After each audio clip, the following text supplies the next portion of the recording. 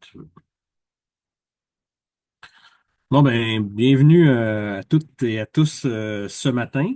Je vais commencer, j'oublie toujours de me présenter habituellement, mais je vais commencer par ça. Mon nom, c'est Jean-Sébastien Guénette, je suis directeur général de Québécoiso.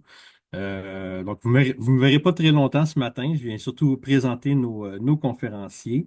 C'est une webconférence là, organisée par Environnement Canada et Conservation de la nature en collaboration avec Québécoiso. Donc, on va s'occuper de la logistique de la webconférence, en fait, du webinaire.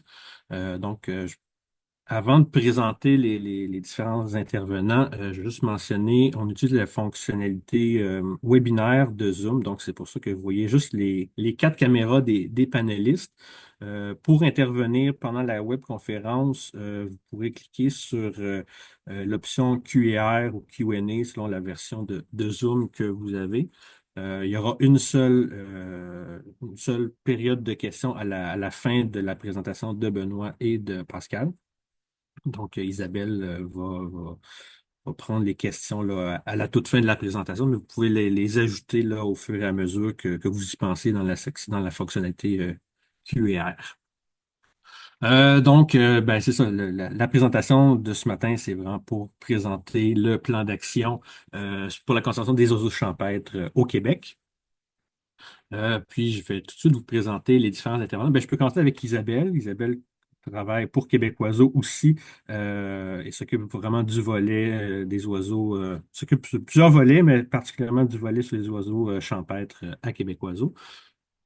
On a Pascal Côté qui a un bac en biologie de l'UQAM, puis qui, après avoir travaillé pendant un bac en biologie de l'UQAM et une maîtrise en sciences de l'environnement avec spécialité en écologie, puis après avoir travaillé plusieurs années dans le domaine de la recherche et de la conservation des oiseaux forestiers, notamment l'Observatoire d'oiseaux de Tadoussac, Pascal s'est joint à la conservation de la nature depuis 2021.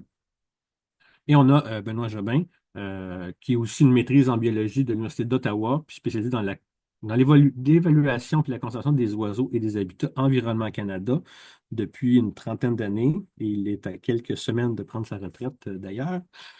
Donc, ses travaux portent sur la conservation des espèces en péril dans les paysages du sud du Québec, les paysages agricoles du sud du Québec, puis élaborer des stratégies de conservation pour la mise en œuvre de ces stratégies-là pour protéger les oiseaux champêtres. Donc, messieurs, Isabelle, je vous laisse la parole. Ben, merci Jean-Sébastien. Merci beaucoup à Québec Oiseau là, de tout nous fournir ce soutien-là pour le webinaire à moi et à Pascal, là. C'est très, très apprécié. Puis on va vous présenter aujourd'hui là, deux travaux là, qui ont été faits collégialement et en équipe là, pour orienter la conservation des oiseaux champêtres au Québec. Donc, je vais aller partager mon écran, puis je vais commencer ma présentation.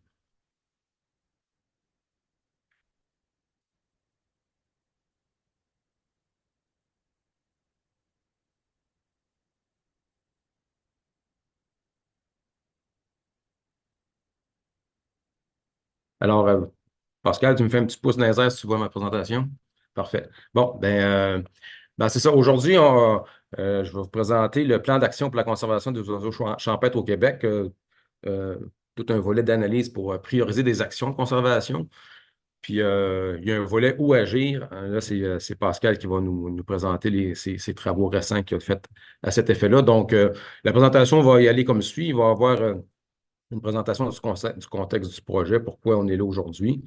Je vais aller en détail dans le plan d'action qu'on vient de terminer en équipe pour la conservation des oiseaux champêtres, discuter un peu de l'aperçu de la mise en œuvre de ce plan d'action-là, quelques conclusions générales, puis ensuite Pascal va enchaîner avec son projet d'Atlas des milieux champêtres d'intérêt pour la conservation dans le sud du Québec. Donc, on parle d'oiseaux champêtres. Qu'est-ce que c'est un oiseau champêtre? Ben, essentiellement, c'est une espèce qui niche, qui utilise les milieux agricoles comme habitat de nidification. Donc, essentiellement, les milieux cultivés, les prairies, les pâturages. On parle aussi d'oiseaux champêtres pour les espèces qui vont utiliser les friches, les vergers et autres. Des exemples d'oiseaux champêtres, par exemple, l'alouette au scoles, qui peut nicher jusqu'au nord du Québec, mais qui va nicher dans des zones cultivées du sud du Québec. Les bruins des prés, l'estournelle des prés, les moqueurs roux. Bref, il y a plusieurs espèces là, qui sont associées au milieu champêtre. Puis, Pourquoi qu'on s'intéresse aux espèces d'oiseaux champêtres, c'est que bon, le Service canadien de la faune et de l'environnement Canada est responsable de la conservation des oiseaux migrateurs au Canada. On a beaucoup de programmes de suivi de population. On gère ces inventaires-là. On travaille en conservation pour les oiseaux migrateurs. Ça fait partie de nos obligations avec la loi sur la Convention des oiseaux migrateurs. Puis, parmi les oiseaux migrateurs, bien, il y a plusieurs espèces d'oiseaux champêtres qui sont en déclin. Puis, on voit dans le graphique à droite que les oiseaux des prairies, c'est le groupe d'oiseaux qui montre les plus importants déclins depuis le début des années 70 au Canada. Donc, il y a vraiment un enjeu important avec les oiseaux champêtres. Si bien qu'il y a plusieurs espèces d'oiseaux champêtres qui ont maintenant un statut d'espèce en péril au Canada, puis plusieurs de ces espèces-là nichent au Québec. On connaît bien le sturnelle des prés, goglu des prés, l'hirondelle rustique, là, des espèces qui sont quand même bien réparties au Québec, mais c'est des espèces qui ont des statuts d'espèces menacées. Le burin sauterelle qu'on retrouve surtout dans l'Outaouais, un petit peu en Montérégie. Et la pygrièche migratrice. J'ai mis la pygrièche migratrice parce que c'est une espèce, la sous-espèce de l'Est est en voie de disparition. Mais elle était quand même bien répandue au Québec. Puis le dernier couple a niché, un dernier couple autour des années 2010 au Québec. Puis cette espèce-là est disparue du Québec. Donc, c'est une espèce qui est vraiment associée au milieu champêtre aussi. Donc, en gros, ça, c'est les principales espèces en péril d'oiseaux champêtres qu'on trouve au Québec. Puis pourquoi ces espèces-là sont en péril? Ben, il y a plusieurs causes, il y a plusieurs causes des déclins. Le plus important, essentiellement, c'est la perte d'habitat sur les aires de nidification. On a moins de cultures pérennes et on a moins d'habitat agricole parce qu'on perd des hectares à cause de l'urbanisation, l'industrialisation, l'expansion urbaine fait en sorte que les milieux agricoles sont moins présents dans le sud du Québec. On le voit beaucoup en périphérie des grandes zones urbaines. Il y a l'agriculture qui a changé aussi, qui fait en sorte que les champs de foin, les fourrages, les pâturages sont moins présents dans le sud du Québec, des habitats très utilisés par les oiseaux champêtres. Puis il y a aussi la forestation, il y a des fermes qui sont abandonnées, il y a des milieux qui retournent en végétation arbustive et arborescente. Il y a beaucoup de plantations de sapins de Noël aussi qu'on voit en Estrie, par exemple, là, où c'est des anciennes terres qui étaient cultivées puis qui retournent en forêt. Donc, on perd des hectares aussi à cause de la forestation. On voit ici là, un petit graphique là, qui montre essentiellement le changement des types de culture dans le sud du Québec. Depuis une cinquantaine d'années, on est passé d'un mode de culture qui était axé vers les fermes familiales, culture de foin, de céréales, de pâturage. Puis de plus en plus, ben, ce qu'on voit, c'est des grandes cultures, des cultures annuelles de maïs, soya, euh, qui couvrent les grandes régions agricoles du sud du Québec. Donc, il y a eu une grosse conversion de cultures pérennes vers les cultures annuelles depuis une cinquantaine d'années, qui fait que toutes les espèces qui ont besoin d'un couvert végétal au sol pour nicher quand les oiseaux arrivent au printemps, ben, on a perdu des habitats de nidification, surtout à cause de la conversion des types de cultures. Les endroits où on a encore des champs de foin qui demeurent, ben là, il y a une nouvelle pression qui s'installe, c'est les coupes fourragères hâtives. Les oiseaux nichent au sol, commencent à nicher au sol début de juin. C'est la date où la première coupe fourragère a souvent lieu dans le sud du Québec. Donc, il y a une grande, grande mortalité des oiseaux champêtres parce que les nids sont détruits ou parce que les nids sont exposés aux prédateurs ou aux aléas de la météo. Donc, aux endroits où il nous reste des cultures pérennes, ben, les coupes fourragères hâtives vont avoir un gros impact sur la nidification. Mais il y a quand même d'autres facteurs qui causent, qui expliquent les déclins, là. Autant les pertes d'habitat sur les aires d'hivernage, la mortalité durant les migrations, les pesticides, etc. Donc, il y a d'autres facteurs aussi qui sont en cause. L'enjeu de conservation, essentiellement, c'est que au Québec, l'agriculture, c'est une activité économique qui est très, très importante. Il y a des milliers de familles de producteurs agricoles qui dépendent de l'agriculture pour leurs besoins. On travaille en terre privée. On est essentiellement partout où il y a de l'agriculture, c'est presque 99% des terres privées. Donc, on travaille chez des gens. Puis, il y a une perte continue des terres arables. On voit encore beaucoup de terrains qui sont dézonés. Il y a encore de l'empiètement des cultures, des milieux agricoles par les milieux urbains. Puis, bon, comme je le mentionnais, là, il y a plusieurs pratiques agricoles qui sont peu compatibles avec la nidification des oiseaux champêtres. Donc, c'est un enjeu important. Je l'image comme ça, c'est qu'on a un territoire, on a un terrain de jeu. où il y a de la production agricole, puis où il y a des oiseaux champêtres qui nichent. Puis, essentiellement, on a besoin de concilier l'agriculture puis la conservation des oiseaux champêtres là, c'est ça, il y a vraiment une nécessité de concilier l'agriculture puis la conservation des oiseaux pour les oiseaux, mais aussi pour les producteurs agricoles. Ce qui est intéressant avec le monde agricole, c'est qu'on les effets ne sont pas irréversibles comme un milieu qui est détruit pour l'urbanisation, pour des stationnements. On travaille avec du vivant, il y a moyen de concilier cette agriculture-là avec la conservation. Les effets ne sont pas irréversibles. Ce qui est très important à retenir, c'est que les producteurs agricoles, c'est des joueurs clés. Pour la conservation des oiseaux champêtres, on travaille chez eux, on travaille avec eux. C'est des partenaires de premier plan. Il y a plusieurs producteurs agricoles qui sont prêts à modifier des pratiques agricoles, qui sont prêts à travailler en conservation, mais pas à n'importe quel prix. C'est des entreprises, ils ont besoin de rentabilité, c'est leur gagne-pain. Donc, il faut penser peut-être à des modes de rétribution financière.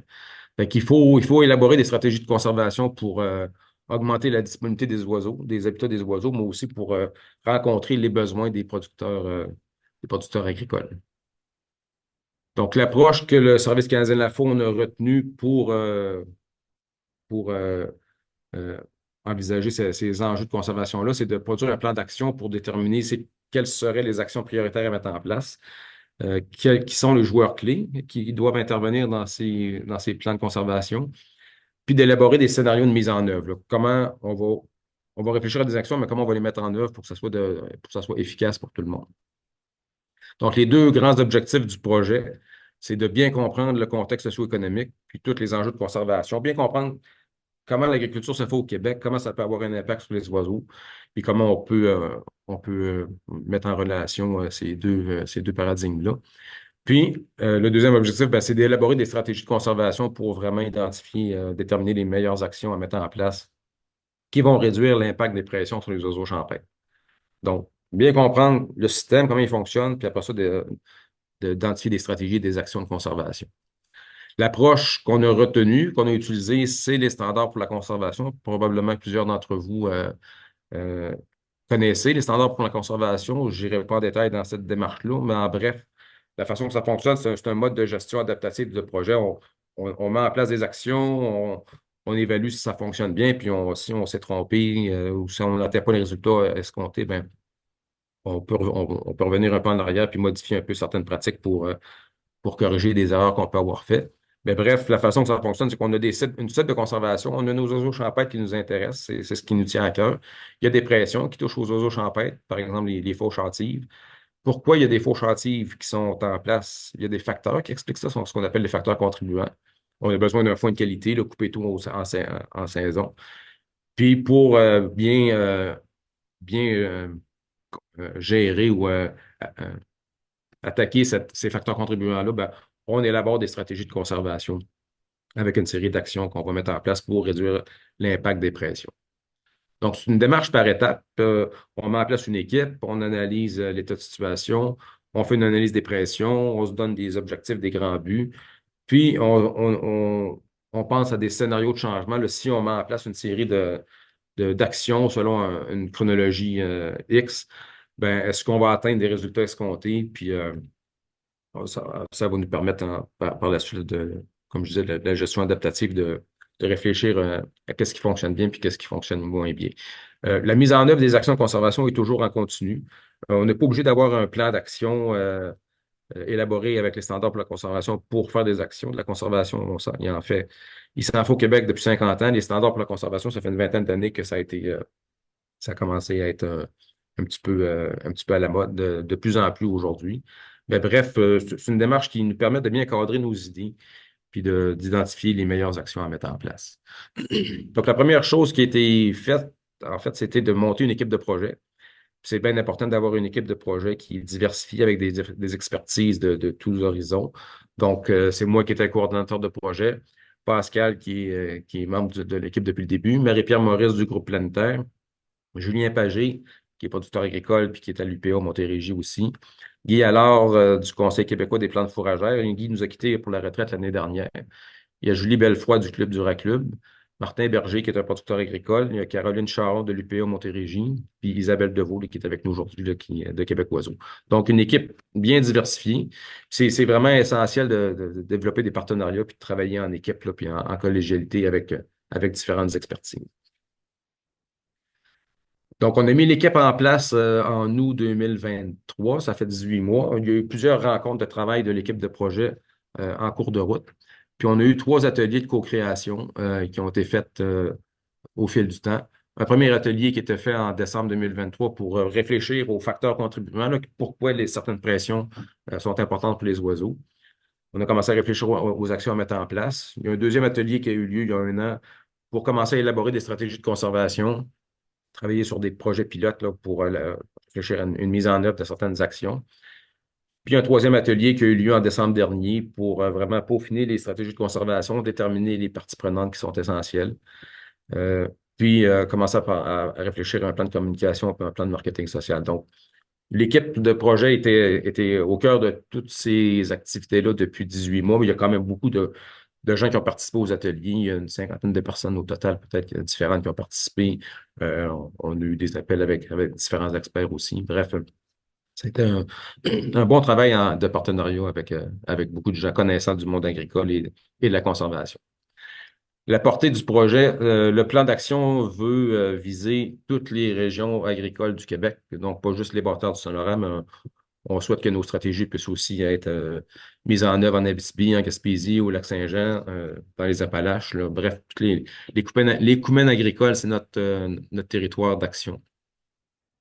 Puis les sites de conservation, ben qu'est-ce que c'est qu'un site de conservation? Ben, c'est ce sur quoi on veut mettre nos efforts pour des éléments à conserver. Donc, les oiseaux champêtres, là, c'est bien important ici de préciser qu'on vise les oiseaux champêtres qui utilisent les cultures pérennes, là, les fourrages, les foins, les pâturages pour nicher.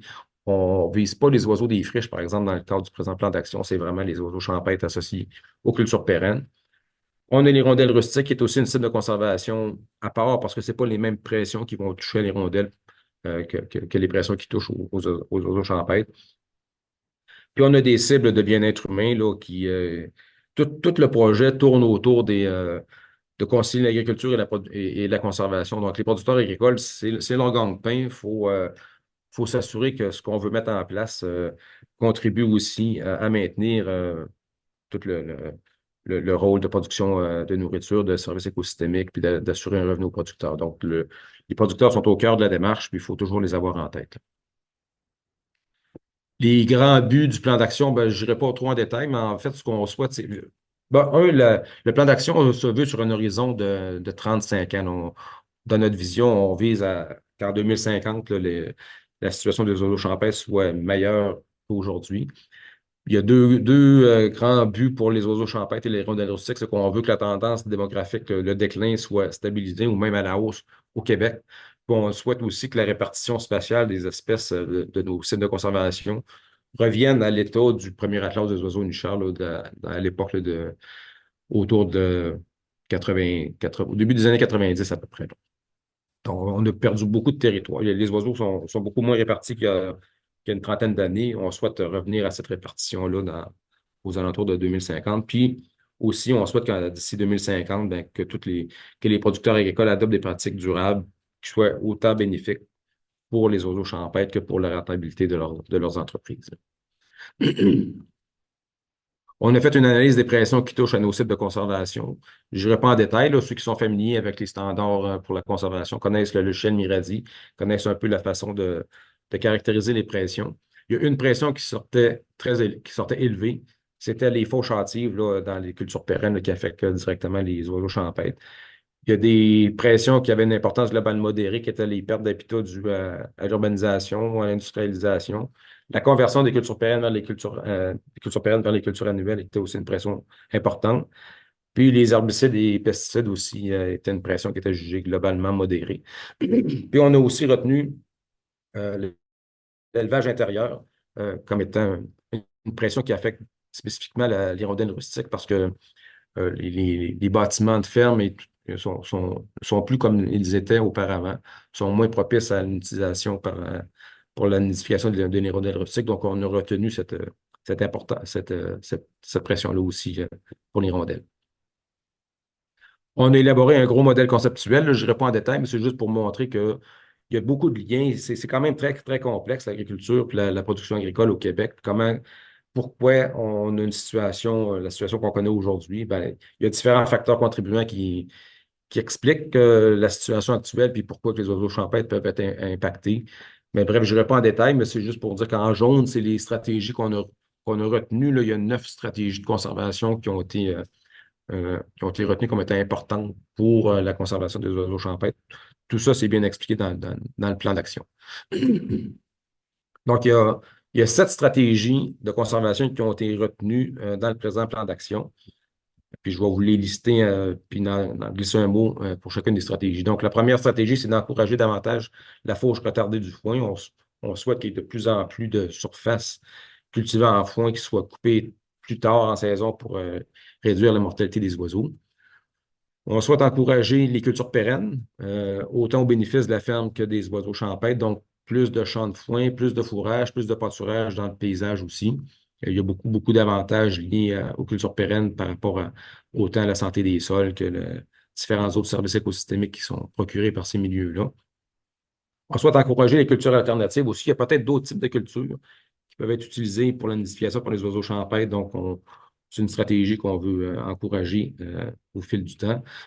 On souhaite aussi que les pâturages soient mieux gérés ou gérés de façon différente, autant pour le bénéfice de la ferme et de la faune. Donc, autant les oiseaux champêtres peuvent bénéficier d'une gestion différente des pâturages que la qualité des sols, les rendements des pâturages et tout. On veut valoriser les sites de nidification de hirondelles rustiques. Il y a une autre stratégie qui vise à démontrer les bénéfices des pratiques agro-environnementales, autant pour la ferme que la faune. On entend souvent dire ben oui, vous souhaitez mettre en place certaines pratiques agro-environnementales, mais est-ce que ça marche? Est-ce que ça a vraiment un effet sur la faune? Ben, il y a peut-être lieu de faire des recherches et d'aller chercher des données empiriques pour vraiment démontrer au Québec que les pratiques sont bénéfiques pour la ferme et la faune.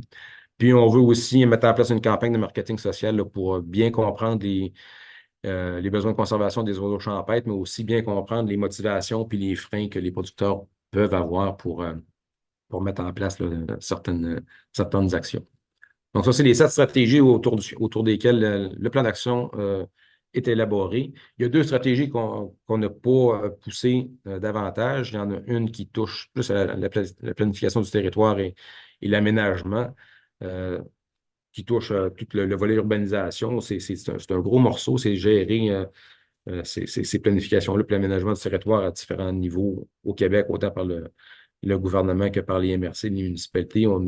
Ça a un impact sur les oiseaux, mais on a décidé de ne pas pousser davantage nos réflexions pour la planification du territoire. Puis la même chose pour l'usage des pesticides. Il y a quand même euh, beaucoup de plans et de travaux qui sont en place pour essayer de réduire l'usage des pesticides. C'est l'objectif numéro 1 du plan d'agriculture durable du Québec. C'est un gros morceau. On ne s'est pas attaqué à cette pression-là dans le cadre du plan d'action. Donc, on a élaboré des stratégies de conservation. Qu'est-ce que c'est qu'une stratégie de conservation? On voit ici le diagramme là, qui est extrait des standards pour la conservation. En fait, une stratégie, c'est de réfléchir à des scénarios de changement. C'est que si on met en place des actions, on va atteindre des résultats en cours de route qui vont nous permettre au final d'avancer vers notre but, notre grand objectif qui est de réduire l'impact des pressions sur les oiseaux champêtres. Donc, une stratégie, c'est de réfléchir à si on met en place différentes actions, comment est-ce que ces actions-là vont apporter des bénéfices pour la ferme et pour la faune, puis est-ce que ça va nous permettre d'atteindre les résultats escomptés à long terme. Donc, une façon d'illustrer une stratégie de conservation, c'est ce qu'on appelle une chaîne de résultats. Ici, je montre l'exemple d'une chaîne de résultats qui a été élaborée pour la fauche retardée du foin. Donc, en bleu, tout ce qu'on voit, la ligne, c'est comme une chronologie qui part de gauche vers la droite. Puis, au fur et à mesure qu'on met en place des actions de conservation, on va atteindre des résultats intermédiaires. C'est les petites boîtes en bleu qui vont nous permettre d'atteindre notre but final quand on dit qu'en 2050, on souhaite que plus du quart des champs de foin dans certaines régions prioritaires soient fauchés tardivement. Puis tout ce qu'on voit, les petites boîtes jaunes, bien, ça, c'est des actions. C'est des actions qui nous permettent d'atteindre nos résultats intermédiaires. Puis ces actions-là, c'est ce qui est généralement financé dans les programmes de financement. Quand les groupes de conservation, les particuliers, les universitaires font des demandes de subventions, c'est souvent pour mettre en place des actions, puis ces actions-là, ce sont les petites boîtes jaunes qui sont en dessous des résultats intermédiaires. Donc, c'est vraiment là, à ce niveau-là, qu'on peut vraiment mettre le doigt sur où est-ce que je peux contribuer, moi, dans la mise en œuvre d'une stratégie de conservation au niveau des actions. Donc, pour chacune des stratégies, on va avoir toute une série d'actions proposées selon un ordre chronologique avec des objectifs globaux. Donc, je vais faire un petit topo, un petit tour rapide des 7 stratégies de conservation pour donner un petit peu un avant-goût. Là, tout le détail est dans le plan d'action qui est terminé. Pour la stratégie d'encourager la fauche retardée du foin, ben, ce qu'on souhaite, c'est que d'ici 2050, la fauche retardée soit appliquée sur plus du quart des champs de foin dans certaines régions prioritaires du Québec. Donc, ça va être difficile à mettre en œuvre partout, mais on a un objectif quand même sur un horizon de 25 ans d'augmenter la fauche retardée du foin à plusieurs endroits au Québec.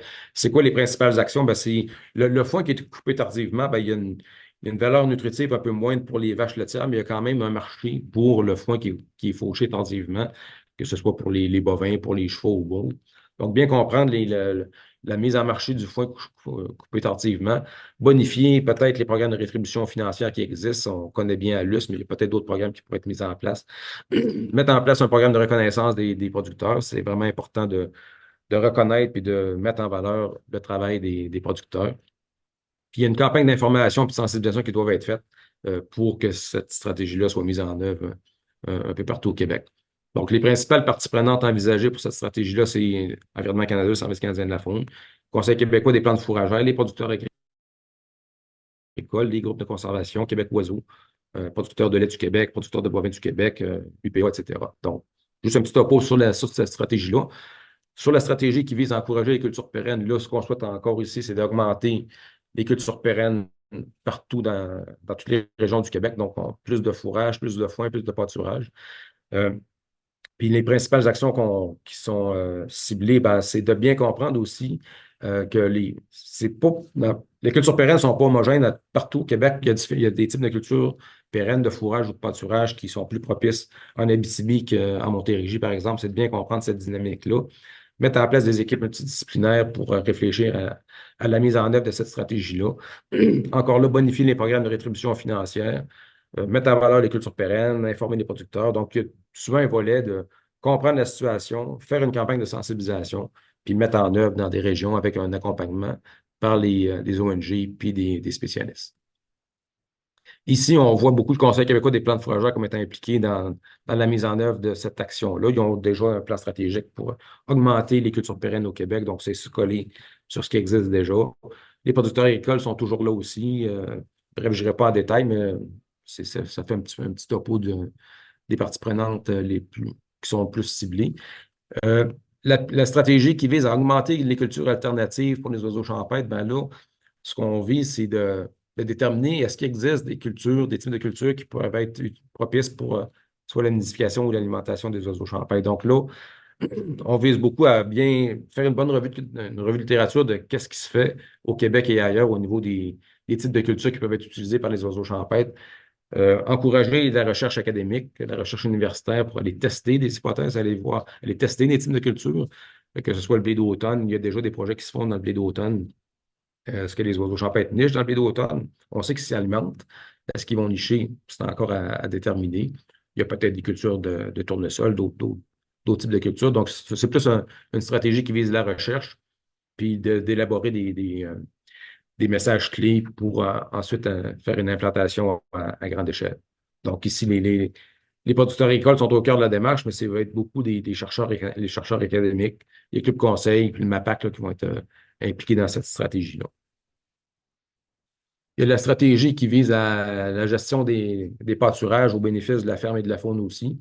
Euh, les producteurs de bovins du Québec viennent de terminer leur programme biodiversité là, qui a duré 3 ans, puis qui ont fait des avancées extraordinaires là, au niveau de la gestion des pâturages. Quand on parle de gestion des pâturages, on parle de rotation des champs qui sont sous pâturage, de réduction de densité de bétail, de peut-être d'implanter des types de graminées dans les pâturages. Bref, il s'est fait des choses vraiment intéressantes. Puis là, je pense qu'on est rendu à un point où en faisant le topo des connaissances actuelles, ben, c'est vraiment de faire une campagne d'information, puis d'aller rencontrer les producteurs, puis d'essayer d'encourager une gestion plus active des pâturages pour autant pour la santé des sols, pour la séquestration de carbone que pour les oiseaux champêtres. Donc, les producteurs agricoles sont au cœur de la démarche encore, mais comme je disais, les producteurs de bovins du Québec sont un joueur clé dans cette stratégie-là, tout comme le producteur de lait, l'UPA, etc.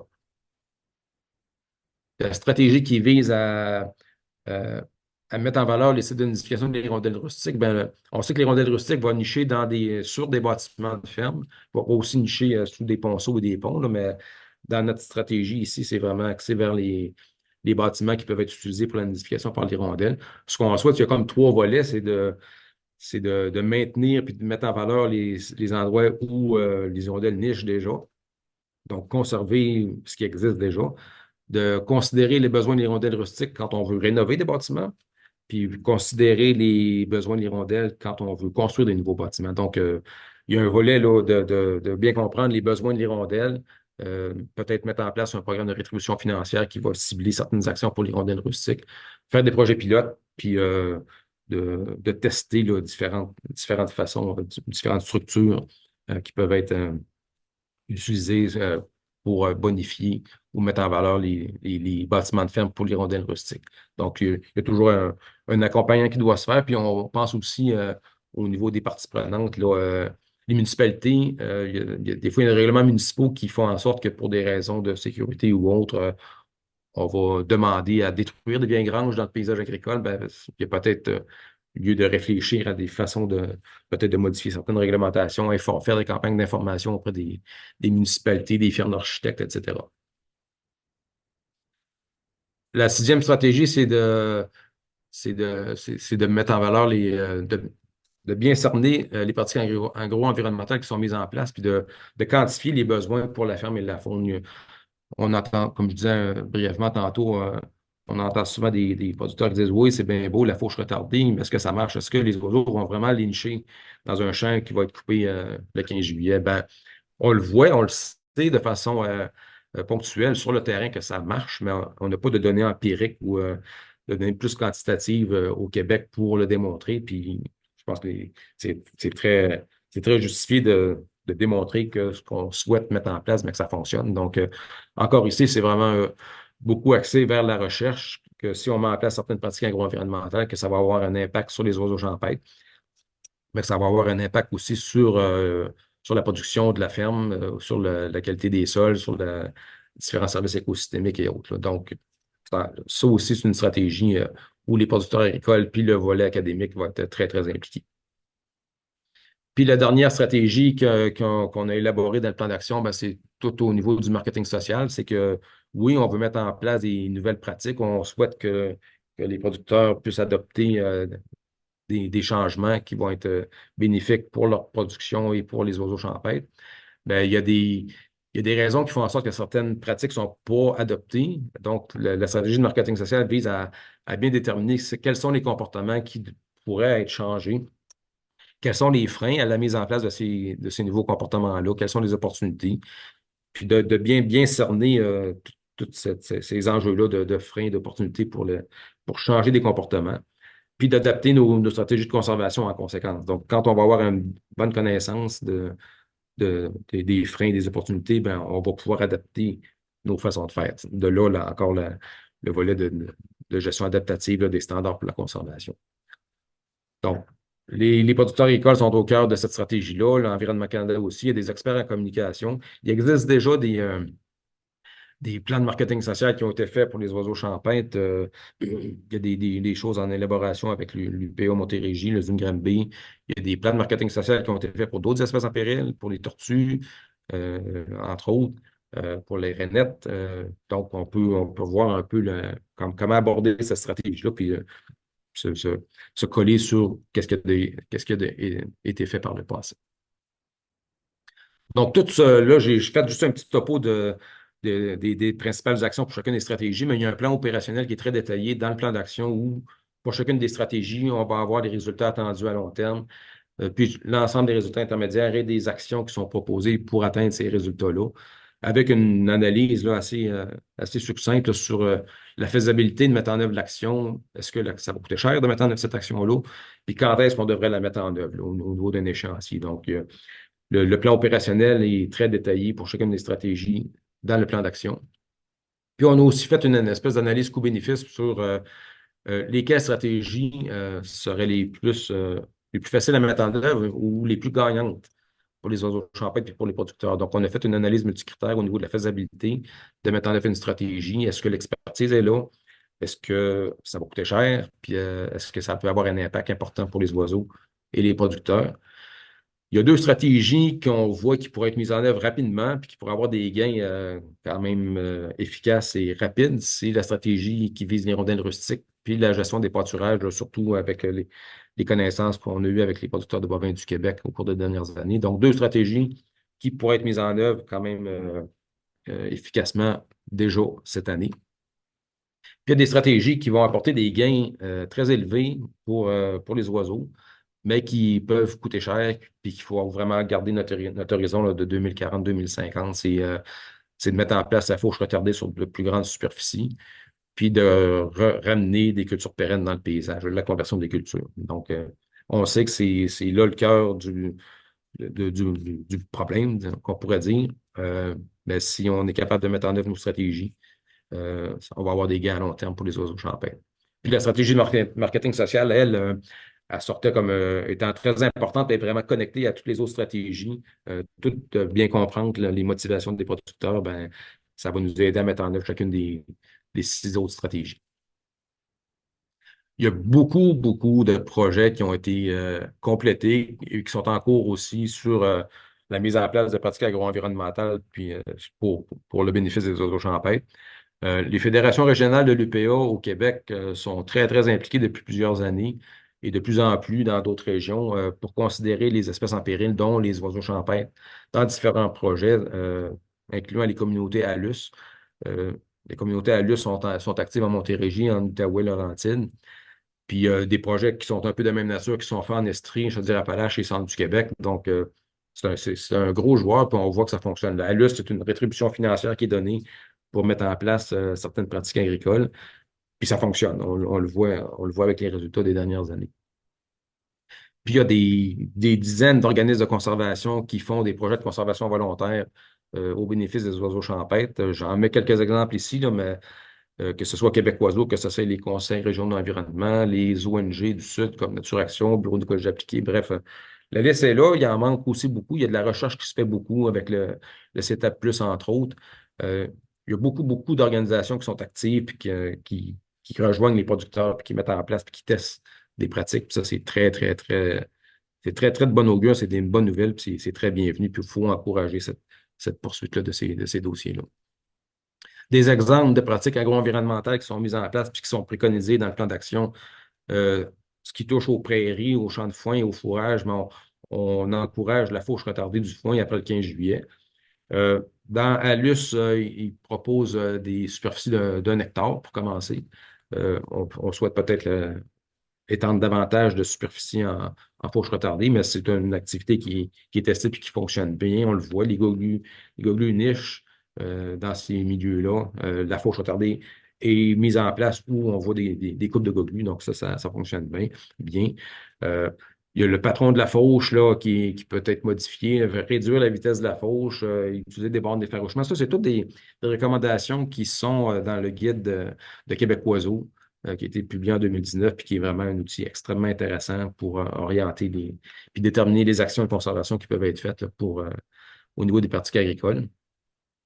Pour les pâturages, ben, la rotation des champs qui sont en pâturage, déplacement des clôtures et tout, réfléchir à une gestion active des pâturages, ça fonctionne bien.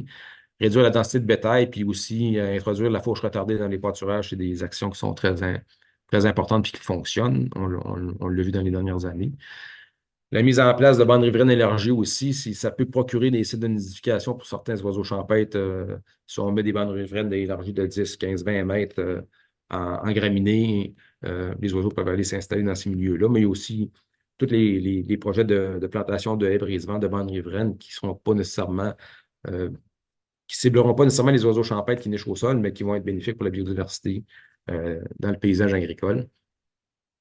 Il y a les cultures alternatives. Il y a des projets sur le blé d'automne qui sont en cours actuellement pour voir l'utilisation par les oiseaux champêtres.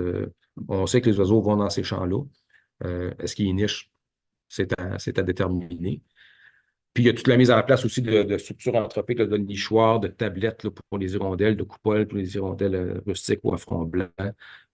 Laisser le libre accès au bâtiment, laisser des fenêtres ouvertes, installer même des portes qui peuvent être ouvertes pendant la période de nidification.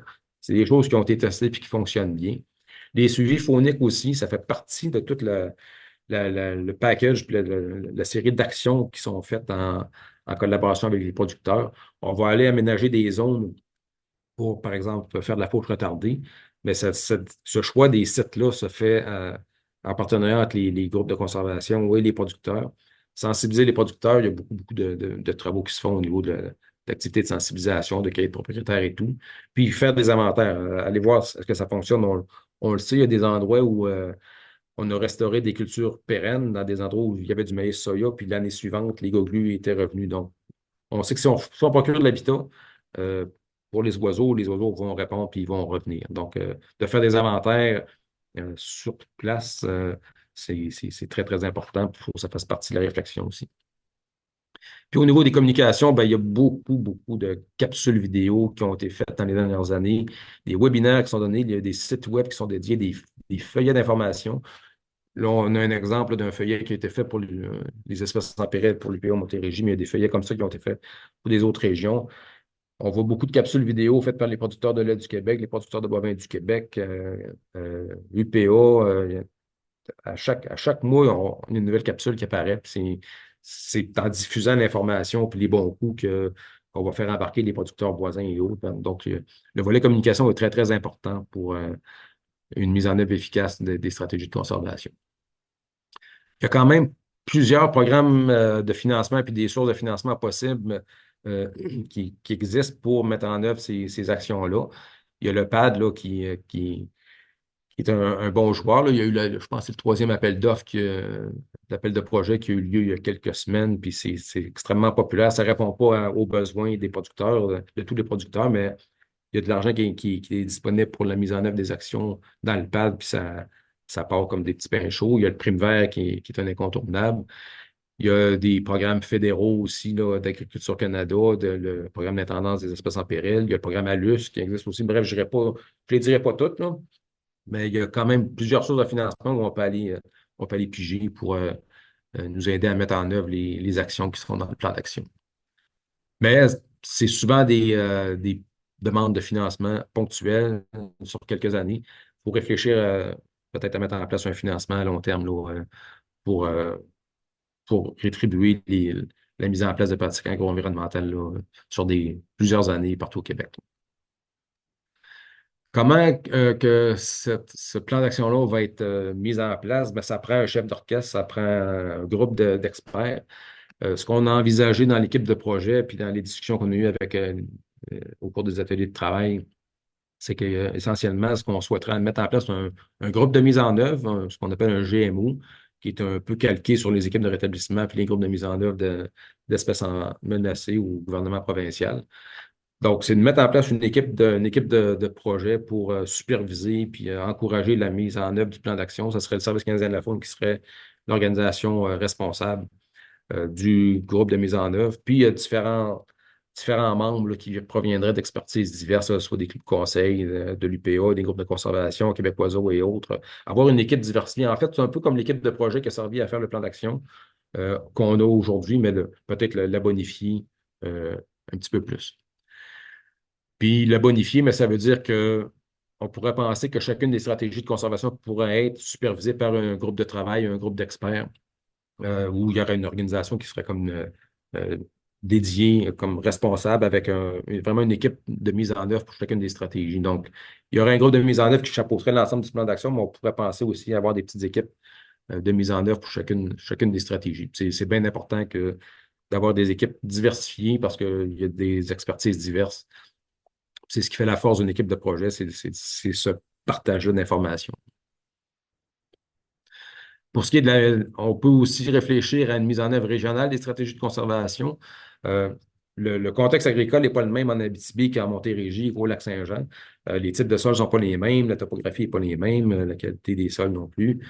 Euh, donc, il y a peut-être certaines stratégies qui pourraient être mises en œuvre de façon plus prioritaire ou avec des gains présumés sur les oiseaux qui seraient meilleurs dans certaines régions. Il y a certaines régions où il y a quand même encore beaucoup de production bovine, où il y a encore beaucoup de pâturage, comme en Outaouais, en Estrie. C'est peut-être dans ces régions-là qu'on peut réfléchir à mettre en œuvre, par exemple, la stratégie de gestion des pâturages ou d'augmenter les cultures pérennes. Il y a des régions au Québec où il y a quand même beaucoup de sports équestres, il y a beaucoup de chevaux, puis on pourrait peut-être aussi réfléchir à encourager la fauche retardée du foin dans les régions où il y a quand même beaucoup d'élevage de chevaux et de sports équestres pour avoir une proximité entre la production de foin et les marchés. Puis on pourrait aussi réfléchir peut-être à utiliser les terres qui sont gérées par des groupes de conservation ou les gouvernements pour aller tester des choses. On parlait de tester des cultures alternatives et autres, utiliser ces milieux-là comme vitrine de démonstration, soit de nouvelles cultures ou de pratiques agricoles là, pour les oiseaux. Donc, tirer profit du fait qu'on peut gérer des territoires et de les utiliser pour certaines actions du plan d'action. Puis ben là, il y a Pascal qui va nous parler tantôt de son analyse de la classe des milieux champêtres d'intérêt pour la conservation. Il va nous présenter quelque chose de vraiment, vraiment intéressant. Il y a tout un plan de suivi qui vient avec le plan d'action. Je n'irai pas en détail, mais il y a des indicateurs qui vont nous permettre de suivre l'état de santé ou l'évolution des populations d'oiseaux champêtres. Puis, il y a des indicateurs aussi du suivi de la mise en œuvre des stratégies de conservation, comme les superficies en fauche retardée, le nombre de producteurs qui font une gestion active des pâturages, etc. Il y a tout un plan de suivi très, très élaboré là, pour chacune des stratégies de conservation. Donc, le plan d'action pour la conservation des oiseaux champêtres au Québec est terminé. Euh, il va être disponible sur le site Internet de Québec Oiseaux, là, dans la section nos actions de conservation sous les oiseaux champêtres.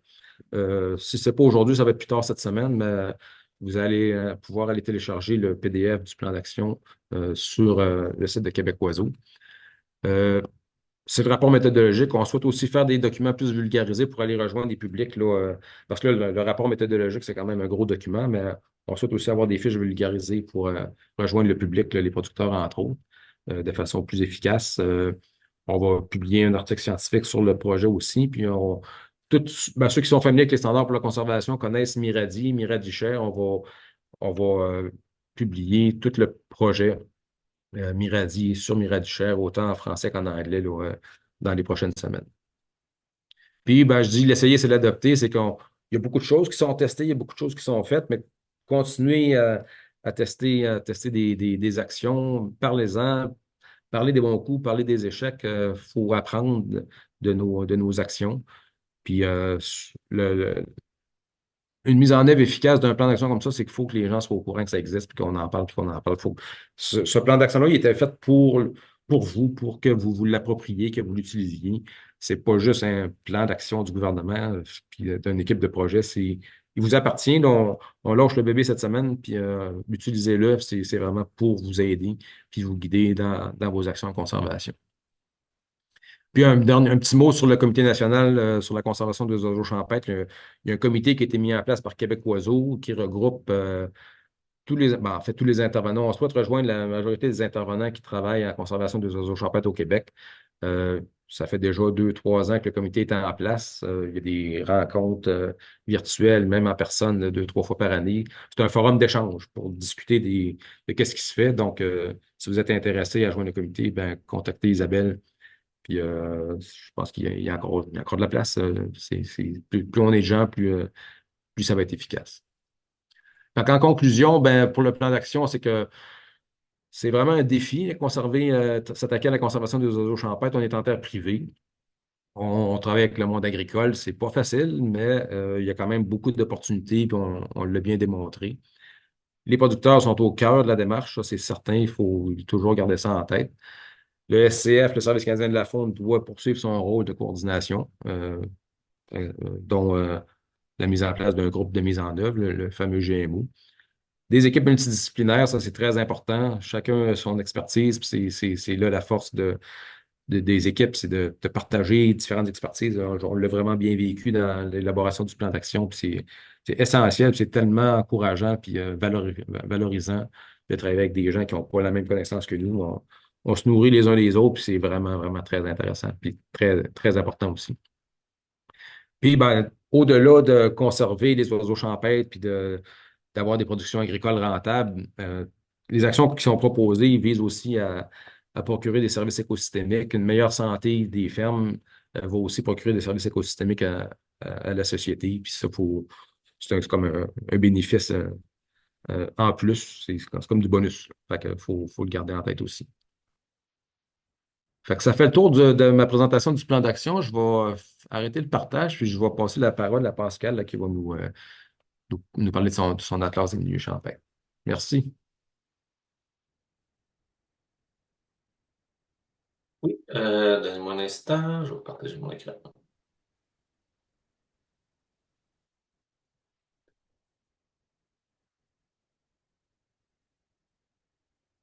Je peux vous confirmer que vous voyez mon écran? Yes. Donc, oui, merci Benoît. Oui, ben, je pense que le bien spécifié au début, là, le projet, le plan d'action que que Benoît vient de présenter, c'était un travail de longue haleine. Vous voyez, depuis 2023 qu'on travaille là-dessus. En parallèle à ce plan d'action-là, nous, à CLC, on a eu l'idée aussi de mettre en place un outil d'aide à la décision qui est devenu la classe du milieu champêtre d'intérêt pour la conservation dans tout le sud du Québec. Parce qu'on voyait qu'il y avait un besoin. Donc, vous voyez ici à l'écran, donc les deux projets se sont vraiment mis là, en parallèle, se sont développés en parallèle et on arrive à la finalité au même moment ou à peu près. Donc, vous voyez là, que je suis pas le seul qui est mentionné ici. Donc, il y a Marie-Ève Lebert aussi qui est notre analyste en géomatique qui a vraiment fait toutes les analyses que je vais vous montrer aujourd'hui. Donc, Marie-Ève, vous pourrez aussi répondre à vos questions tout à l'heure pendant la période de questions. Donc, l'origine du projet, ben, je pense que Benoît l'a bien spécifié aussi au début. Euh, ben, on voyait avec Benoît, là, ce qu'on voit, là, c'est vraiment les sept stratégies qu'il a mis en place, toutes les pratiques environnementales qui existent, qui pourraient être mises en place ou qui sont déjà mises en place dans certaines régions. Ce qu'on a constaté, nous, c'est qu'il n'y avait pas nécessairement d'outils à l'échelle de tout le sud du Québec qui me permettaient de vraiment de prioriser des zones où on pourrait prendre ces actions-là, ces stratégies-là ou ces pratiques environnementales-là, puis dire, OK, ben là, ça, c'est une zone prioritaire, on devrait aller travailler comme tel. Donc, de pouvoir se baser sur des données scientifiques pour pouvoir justement bien prioriser ou si on a justement un dollar à mettre en temps ou en énergie, que ce soit mis de façon optimale sur le terrain. Donc, le but, c'est vraiment de pouvoir développer des stratégies, toujours évidemment avec le monde agricole, donc avec les producteurs, pour pouvoir optimiser finalement notre travail là, sur le terrain. Donc, il y a deux milieux qui sont visés par la classe. Il y a les friches puis les prairies agricoles. Les friches, j'en parlais pas aujourd'hui. Benoît l'a bien spécifié au début. Là, c'est vraiment, comme vous savez, là, c'est vraiment une approche, des stratégies différentes au niveau. Les espèces sont un petit peu différentes aussi des fois. Donc, on va pas nécessairement en parler. Donc, le but, c'est vraiment de parler plus de l'aspect des prairies agricoles, mais sachez que la classe touche aussi les friches. Donc, aujourd'hui, je vais vraiment vous parler plus des prairies agricoles, donc les cultures pérennes, pâturage, prairies naturelles. Donc, avant de commencer, quelque chose qui était super important qu'on voyait avant de mettre la classe, c'est que, probablement que vous le savez, mais les cultures pérennes, c'est pas que des fois dans le temps, c'est pas quelque chose qui est pérenne, justement. Donc, des fois, il y a de la variation sur le territoire, il y a des rotations de culture qui font en sorte que des fois, si on, justement, on va aller agir sur le terrain, puis on se retrouve que ben, finalement, une année, oui, il y a eu des cultures pérennes, mais pendant 2 ans d'affilée, ben finalement, c'est plus des cultures pérennes. Donc là, le but, c'est de savoir, bon, y a-t-il des zones où c'est davantage, il y a davantage de redondance des cultures. Donc, la première chose qu'on a faite, on étant surtout Marie-Ève, évidemment, là, donc on a eu l'idée de faire une analyse de redondance. Ce qu'on a fait, c'est qu'on a pris sur 10 ans tous les hectares qui existent là, après en parcelle agricole. Donc, on a pris des données de la financière agricole qu'on a combinées avec celles parce que c'est pas complet, vous savez, financière agricole, c'est les parcelles agricoles qui sont assurées. Le but, c'est vraiment de voir, bien, évidemment, ça couvre pas tout. Et donc, nous, on a comblé avec les données d'Agriculture Canada. Donc, le but, on a vraiment essayé de voir, donc, avec les cultures que vous voyez en bas, donc, est-ce qu'il y a des zones qui ont une plus grande redondance sur une échelle de 10 ans? Donc, on a pris des données annuelles sur une période de 10 ans, puis on a fait une analyse de redondance comme telle. Et là, vous pouvez voir à l'écran qu'est-ce que ça a donné comme analyse. Donc, Quand vous voyez en rouge, c'est 10 ans, ça veut dire sur 10 ans, systématiquement, c'est des cultures pérennes. Et vous voyez en bleu, c'est 4 à 5 ans, donc là, vraiment de façon assez réduite. En bas de 3 ans, on les a pas mis parce qu'on jugeait que c'était pas suffisant comme tel là, pour pouvoir assurer justement des actions de conservation. Donc, vous pouvez voir que à l'écran, ça parlait. Là. Quand on a vu ces résultats-là, on était super contents à la base parce qu'on voyait vraiment que même il y a vraiment une distinction qui se fait assez marquée. Là. Si je prends l'exemple des Appalaches, là, donc le sud du Québec versus les Basses-Terres, comment il y a plus de redondance dans les Appalaches. La même chose en Abitibi-Témiscamingue ou même en Outaouais, donc versus les Basses-Terres, on le savait que qu'il y avait moins de redondance, mais de le voir à l'écran, mais ça nous permettait de voir que l'outil pourrait vraiment être pratique parce que les données sortaient bien. Donc on était vraiment content de voir ce résultat-là. Et vous voyez que sans traitement, on arrivait à 592 000 hectares de culture pérenne, ce qui est quand même assez important quand même dans le sud du Québec. Ensuite, il faut voir justement qu'est-ce que ça donne comme analyse de façon plus concrète. Là. Donc, chaque parcelle comme telle avec les résultats, là, ça c'est vraiment dans le lac, dans le coin du lac Memphremagog, là, un peu vers justement en Estrie. Donc, il y a vraiment beaucoup de parcelles qui sont en culture pérenne dans ce secteur-là. Donc, on peut le voir là, lesquelles qui étaient qui avaient plus de redondance ou celles qui en avaient un peu moins. Donc, ça donne vraiment un beau patchwork, là, on peut dire, là, au niveau des résultats. Ensuite, une fois qu'on a fait ça, ben là, ensuite, on a déterminé c'est quoi notre unité d'analyse sur laquelle on voulait faire l'analyse de sélection de priorisation. Donc, encore une fois, on a pris les mêmes données que j'ai spécifiées, mais en 2023. Nous, on arrive en 2025, mais le temps de faire toutes ces analyses-là, puis arriver aux résultats actuels, donc on a pris les données de 2023. Ce qu'on a fait, par contre, c'est on a fusionné les parcelles qui étaient distantes de moins de 50 mètres. Donc, on considérait que pour un milieu, pour un oiseau champêtre, par exemple, s'il était juste séparé par un chemin, bien, on peut considérer ça comme dans un grand complexe. Donc, on a formé des complexes de prairies agricoles. On a seulement sélectionné ceux qui étaient plus égal ou plus grands que 5 hectares. On sait que la taille a vraiment une importance là, pour l'identification des oiseaux, entre autres champêtres, là, pour voir. Ils ont besoin d'avoir quand même une certaine superficie. Puis le 5 hectares, entre autres, il avait déjà été utilisé dans d'autres travaux. Donc, c'est pas nous que tu es arrivé avec cette donnée-là. Et on a aussi pris uniquement les complexes, en fait, les zones qui avaient plus de 50% de la superficie du complexe qui était en habitat d'intérieur. Les derniers critères pour une telle analyse, on a seulement pris, encore une fois, comme je l'ai expliqué au début, les unités, mais en fait, les parcelles qui avaient plus d'1,25 là, de redondance, donc à peu près seulement ceux qui avaient 4 ans et plus de culture pérenne. Donc, ceux qui étaient en bas de 4 ans, on les a juste pas pris comme tel sur 10 ans.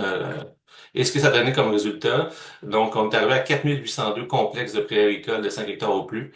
Donc on arrive à 248 000. Je vous disais tout à l'heure, on était à plus de 500, presque 500 000 hectares. Donc on arrive à 248 000. Donc c'est 42% des complexes qu'on a pu faire juste avec ces trois critères-là. Donc habitat d'intérieur, 5 hectares et plus et la redondance comme telle. Puis ça donne le résultat que vous voyez à l'écran. Vous voyez aussi que le territoire, ça c'est un élément important, là. Pour la classe, on l'a divisé, on a utilisé le cadre écologique de référence, le niveau 2, qui sont les régions écologiques. Donc, c'est tout ce qui est séparé par des lignes vertes, là. Pourquoi avoir utilisé ça? C'est que pour faire l'analyse, on avait quand même le souci d'avoir une répartition qui est bien répartie, là, évidemment, des milieux agricoles à l'échelle de tout le Québec. Donc, si on fait une priorisation, puis on avait utilisé par exemple, juste le sud du Québec au complet, il y aurait eu des risques, par exemple, que le 30% des milieux les plus intéressants pour la conservation soit, par exemple, juste dans les Appalaches dans le sud du Québec. Donc, il n'y aurait aucune zone qui aurait été priorisée dans les autres régions, comme au Bas-Saint-Laurent ou en Outaouais, peu importe. Donc, le but de pouvoir faire cette priorisation à l'échelle des régions naturelles, ben, ça permettait d'avoir vraiment que chaque région allait avoir son pourcentage priorisé qui est égal. Donc, ça permet d'avoir une meilleure répartition des zones. Donc, on sait qu'il y a des groupes qui sont actifs partout dans le sud du Québec. Donc, le but, c'est vraiment de pouvoir donner des ressources là, et non pas dans une seule région, mais partout au Québec. Donc, pour vous donner une idée, qu'est-ce que ça donne un complexe là, comme tel. Donc, quand on a fusionné, là, c'était moins de 50 mètres de distance, mais tout ce qui est un complexe, ça peut être tous ceux qui sont d'une même couleur. Donc, vous voyez ici, c'est le complexe jaune, là, donc ils sont tous reliés ensemble. La même chose ici, celui qui est en violet ici ou bleu pâle ici. Donc, vous voyez un peu qu'est-ce que ça peut donner comme tel quand on les fusionne comme tel. Et ça permet vraiment de bien voir lesquels qui sont les plus importants ou non en termes de superficie. Et fait notable, c'est que c'est pas un seul, c'est pas, on n'a pas tenu compte du propriétaire. Donc, Donc, oui, c'est en terre privée. Et l'objectif, c'était vraiment de voir, encore une fois, c'était vraiment des critères plus scientifiques de fusion comme tel, plutôt que de regarder c'est qui le propriétaire, ça aurait été impossible ou à peu près à faire là, une analyse de ce type-là. Donc, on est vraiment allé avec ce critère-là. Ensuite, on a fait l'analyse de priorisation avec des critères de sélection et de priorisation. Donc, je vais vous les expliquer rapidement. Donc, on a des critères de sélection qui sont vraiment comme les incontournables. On en a utilisé un qui est celui des espèces à statut. Ensuite, on a une série de critères de priorisation, donc qui nous permet justement de bien aligner les complexes. Donc, comme tel, si une espèce à statut qui est un critère de sélection, elle se retrouve au haut de la pile. S'il n'y a pas de ce complexe, si un complexe en a un pas, il se retrouve un petit peu plus bas. Mais chaque complexe est analysé avec des critères de priorisation, donc ils sont alignés. Donc, il y a moyen de choisir le pourcentage qu'on souhaite. Ensuite, à l'échelle d'une région, par exemple, ou à l'échelle du sud du Québec, donc dire, OK, moi, j'aimerais juste voir les 5% les plus intéressants, les 30%, les 45% les plus intéressants, mais il y a moyen de le faire. Donc, comme je le disais, critères de sélection, c'est les occurrences phoniques d'espèces en péril. Ce qu'on a utilisé, les données de la classe de Bruncher, on a fait faire aussi une analyse de l'eau avec les données Bird, entre autres, des différentes espèces là, d'oiseaux champêtres. On a pris aussi les occurrences de d'autres espèces phoniques. Donc oui, c'est beaucoup les oiseaux, là, mais parmi les espèces, on a pris aussi des espèces d'insectes, on a pris la rainette faux-grillon, mais honnêtement, les données montrent que la très forte majorité des occurrences qu'on a utilisées, c'est ça des oiseaux champêtres. Donc, quelqu'un qui veut travailler avec les oiseaux va pas arriver, va rarement arriver avec une zone. C'est seulement là, des espèces autres comme telles, mais il y en a quand même. On est allé un petit peu plus large, mais on a aussi des données à naturalistes qui vont se rajouter. Donc, ce que ça donne comme analyse de sélection, juste avec ces espèces-là, donc en utilisant les espèces en péril, vous voyez là, donc ça, c'est les complexes qui ont été sélectionnés. Donc, vous voyez que il y en a beaucoup dans la région de l'Outaouais, là, le long de la rue des Outaouais. Là. Même chose, encore une fois, là, dans les Appalaches, là, en Estrie, il y en a vraiment beaucoup. Dans le coin de Drummondville aussi, il y a une belle concentration. Donc, ça, c'est vraiment intéressant de voir où se trouvent là, les éléments sélectionnés à travers les espèces en péril.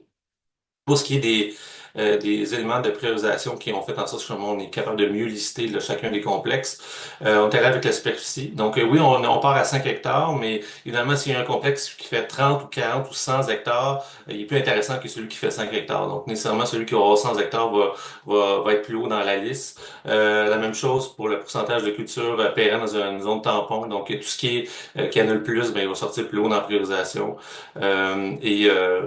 On voyait un peu les critères. Donc, la même chose pour l'analyse de redondance. Si un complexe est redondant à 10 ans, il va sortir vraiment plus haut que celui qui est à 4 ans, par exemple. Vous comprenez un peu le principe.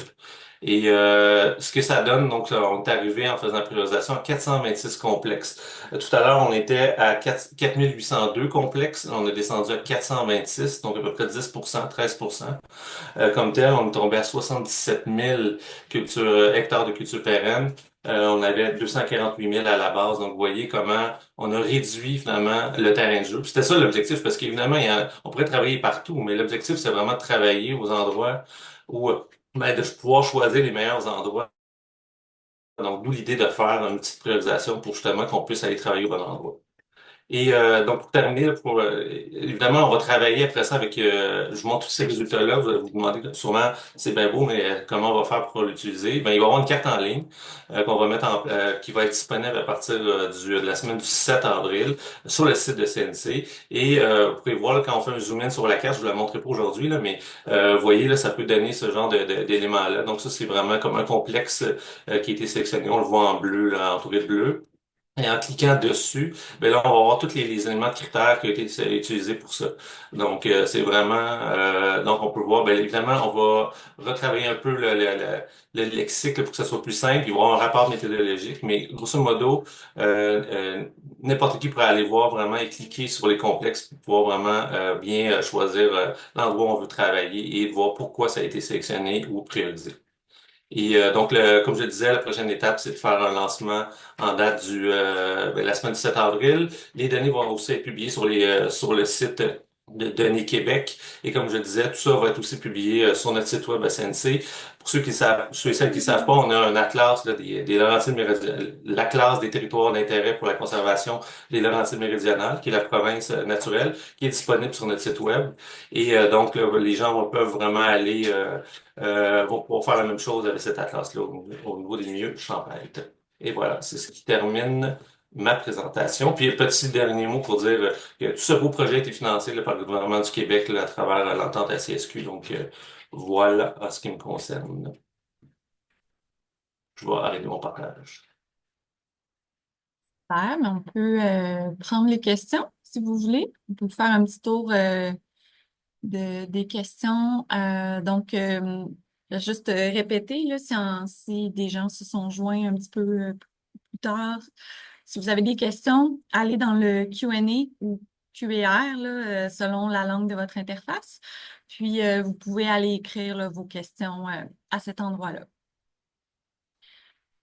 Donc, si je retourne au début, on a Vanessa Audet qui demandait, mais c'était avant que tu abordes ce point-là, Benoît, donc ça a probablement été répondu en partie. Mais elle demande, est-ce que Environnement Canada offre des rétributions aux producteurs pour qu'ils mettent en place des actions de conservation? Non, Environnement Canada jamais contribué directement à rétribuer la mise en place de bonnes pratiques à la ferme. On finance beaucoup de projets de groupes de conservation pour encourager la mise en œuvre des actions de conservation via différents programmes de financement. Mais il n'y a pas de programme de rétribution qui vient directement de nous. Agriculture Canada s'est joint avec le MAPAC pour le programme de rétribution des bonnes pratiques agro-environnementales, qui ont le dernier appel de projet qui a été lancé il y a quelques semaines. C'est plus Agriculture Canada qui va participer à la rétribution financière, mais c'est pas Environnement Canada. Il y a quand même plusieurs programmes que tu as mentionnés qui sont listés dans le plan d'action. Hein, C'est si, ça, c'est ça. si les gens... OK, parfait. Ensuite, on a Martin Picard qui demande si un agriculteur détruit une prairie ou niche des dizaines de gogelus, tournelles, etc., donc des oiseaux à statut, est-ce qu'il peut être poursuivi pour destruction de sites de nidification d'oiseaux à statut? Ben, la réponse, c'est oui, il pourrait, parce que la loi dit qu'on ne peut pas détruire des nids d'oiseaux. Que ce soit des espèces à statut ou des oiseaux migrateurs, la loi est claire qu'on ne peut pas détruire des nids d'oiseaux ou des nids actifs. Mais bon, là, c'est tout l'enjeu de tout le projet, c'est qu'on travaille chez des gens, chez qui c'est leur gagne-pain. L'objectif du plan d'action, c'est de sensibiliser, d'informer les gens, puis d'essayer d'encourager la mise en place de pratiques alternatives qui vont être moins dommageables aux oiseaux champêtres, tout en étant bénéfiques aux producteurs.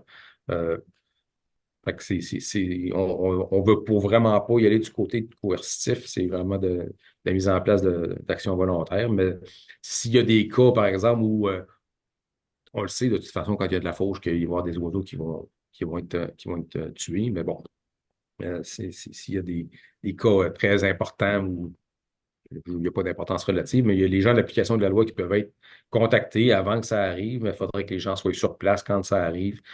Puis les gens de l'application de la loi vont travailler avec les biologistes, les experts du Service canadien de la faune pour mettre en place des actions de promotion de la conformité, comme on dit, là, d'essayer d'encourager les bonnes pratiques. Fait que c'est ça. Bon. Ensuite, on a Marc-André Beausoleil qui demande quelle recherche pertinente pensez-vous prioritaire pour démontrer les bénéfices d'adopter de nouvelles pratiques agro-environnementales? Il nomme par exemple démonstration de l'importance des systèmes écosystémiques ou les coûts associés l'importance de la biodiversité. Bref, qu'est-ce qui aurait un plus grand impact en termes de communication de résultats là, aux agriculteurs pour prendre des bonnes décisions là, pour la biodiversité? Ben, je pense que toute recherche qui va montrer qu'il y a un bénéfice d'une action qui va être bénéfique pour la ferme et pour les oiseaux champêtres, ça serait vraiment prioritaire parce que il faut montrer, il faut prouver, il faut quantifier les bénéfices pour la ferme et la faune. Puis je pense qu'il y a des pratiques agricoles qui vont fournir des services écosystémiques, euh, pas juste pour la ferme, mais pour l'ensemble de la société. Euh, Beaucoup axé vers la santé des sols. On le voit beaucoup là, avec la mise en place de fourrage là, c'est très bénéfique. L'introduction de parcelles en fourrage à l'intérieur des cultures annuelles dans une rotation va vraiment bonifier la qualité des sols. Donc, d'aller quantifier de façon claire l'impact de certaines pratiques sur autant des bénéfices pour le producteur que pour les oiseaux. Je pense que ça, c'est vraiment la priorité parce que le message va être clair. Si le producteur en prend pour son compte, en prend pour son compte, mais en bénéficie, puis que les oiseaux champêtres en bénéficient, mais c'est du gagnant-gagnant. Puis le plan d'action tourne tout autour de ça. C'est que les producteurs sont au cœur de la démarche. C'est une cible de bien-être humain qui est essentielle. Donc, ça serait vraiment vers ce niveau-là. Puis je me disais, Pascal, si tu veux bonifier aussi là, certaines réponses, là, je t'encourage à. Il y aurait peut-être, tu sais, je pense que aussi documenter les cultures alternatives. Tu sais, tu parlais du blé d'automne, tu sais, on en a discuté dans le comité que tu sais, il semble y avoir du goglu plus justement à l'automne dans ces cultures-là, puis d'essayer de voir comment ils l'utilisent et autres. Donc peut-être de documenter davantage justement les cultures alternatives, ça pourrait être toujours intéressant au-delà de ça. En termes de, évidemment, il y a beaucoup d'acquisitions de connaissances qu'on peut faire. On l'a vu dans ton document, Benoît, là, mais tu sais, je pense que ça, c'est quelque chose qui est vraiment particulièrement intéressant là, à pouvoir documenter éventuellement parce que tu sais, il y a l'agriculteur qui le teste, qui voit que ça semble fonctionner, dans le sens que les gars, lui, ils vont dedans, par exemple, mais à quel point ils l'utilisent, puis comment justement ça peut être une culture d'intérêt pour à développer, ben ça, on ne le sait pas vraiment. Donc, là, c'est ça qui est vraiment intéressant de peut-être de pouvoir prendre des pages Mhm. sur ce sujet-là. Là. Voilà. Ensuite, il y avait de plus un petit point d'information là, de Nathalie Côté qui mentionne qu'aux producteurs de bovins du Québec, il parle de réserve de pâturage pour indiquer aux producteurs de retarder la venue des animaux dans un pâturage spécifique pour protéger la nidification. Donc, qui distingue de fauche retardée là, qu'ils utilisent, par exemple, pour les champs de foin, mais donc de réserve de pâturage, qui est un terme qui est utilisé.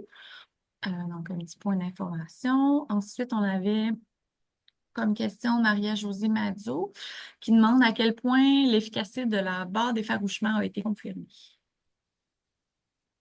Euh, je ne sais pas. Je pense que c'est les discussions qu'on a eues avec Maria, avec Carl, avec différentes personnes qui ont testé les barres d'effarouchement, ce qui semble ça semble plus pointer vers c'est plus le bruit que la machinerie fait qui va faire un effarouchement des oiseaux que la barre d'effarouchement comme telle. On n'a pas de chiffre comme tel pour le démontrer. Puis c'est le genre de question qui pourrait être répondue peut-être assez facilement par un petit projet de recherche.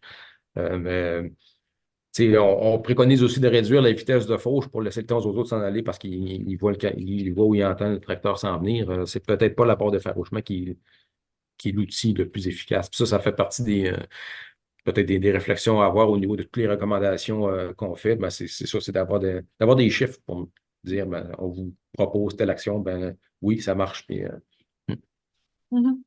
Effectivement. Ensuite, on a Annie Gaudreau qui demande, vous avez mentionné que les friches ne sont pas des milieux intéressants pour les oiseaux champêtres et qu'il y a d'autres espèces qui nichent dans ces espaces. Elle demande si les friches étaient fauchées une fois l'an. Est-ce que ces zones pourraient être intéressantes pour les oiseaux champêtres? je ne me souviens pas d'avoir dit que les friches n'étaient pas intéressantes pour les oiseaux. Mais bref, les friches ont une valeur de conservation en soi, puis on l'a bien démontré avec d'autres travaux qu'on a fait avec Québec Oiseaux. Euh, c'est sûr que c'est un compromis. Si on veut maintenir la vie faune des friches, qui est un peu différente de la vie faune qui niche dans la culture pérenne, ben, on va laisser les friches tranquilles, puis on va les laisser en succession tranquillement. Si on veut augmenter les superficies en culture pérenne, ben, c'est peut-être plus préférable d'essayer de convertir des cultures annuelles vers des cultures pérennes que d'aller travailler au niveau des friches, là. Mais c'est une question de compromis et de priorisation spatiale là, aussi. Là. Si on veut augmenter les superficies en culture pérenne qui sont propices aux oiseaux champêtres, il faut regarder quel genre d'habitat qui est dans les alentours sur lesquels on pourrait travailler. Puis c'est toute une question de compromis et de priorisation. Il n'y en a peut-être pas un qui est meilleur que l'autre, là, ça c'est certain. Mm. OK. Donc ensuite, on a Chantal Lacasse qui demande si les pâturages les plus intéressants, pardon, pour les oiseaux champêtres sont ceux à proximité des bornes riveraines ou c'est pas très important comme facteur et c'est plutôt la superficie d'un hectare qui est la plus importante. Ben, je pense pas que la proximité d'une bande riveraine, ben, ça va avoir Une bande riveraine va apporter une biodiversité additionnelle, ça c'est certain. Mais pour ce qui est des oiseaux champêtres, je pense pas que c'est la proximité d'une bande riveraine qui va être un élément important. La superficie, c'est plus crucial parce qu'il y a plusieurs espèces d'oiseaux champêtres qui ont besoin de grandes superficies pour nicher et maintenir des populations viables. Donc, je pense pas que l'élément bande riveraine soit critique pour les oiseaux champêtres. C'est plus au niveau de la superficie puis la configuration des parcelles d'habitat dans le paysage. Oui, c'est ça. Puis surtout que on pense à certaines espèces là, comme le goglu, la stournelle, qui préfèrent nicher au centre des parcelles. Ils évitent les bordures. Donc, je ne sais pas dans quel sens c'était la question pour ce qui est de la proximité, mais je pense que, étant donné que ces espèces-là évitent les bordures, ils ne vont pas nécessairement nicher proche de la bande riveraine, tu sais, ils préfèrent les centres de Mhm. parcelles, d'où, comme tu mentionnes, Benoît, la forme aussi, là. Donc,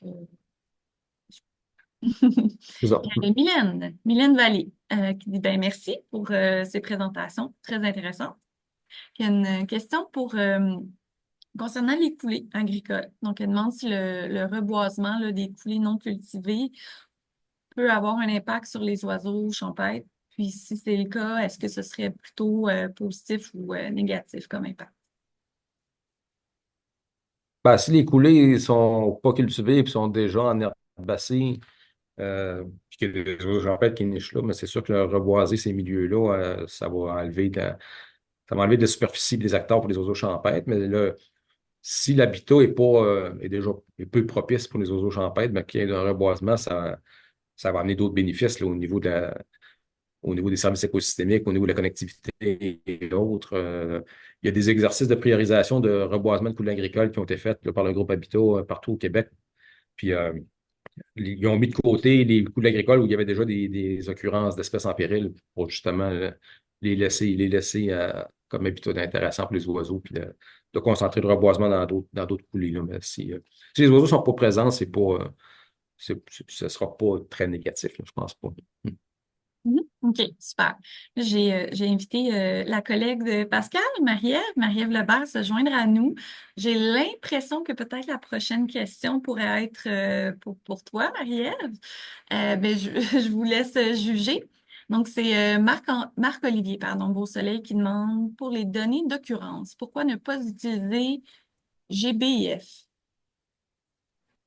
Oui, Il a ben mis en le fait, lien. oui, en fait, GBF, c'est ça qu'on utilise pour aller chercher les données, entre autres, de iNaturalist qualité recherche, les données de eBird aussi, des choses comme ça.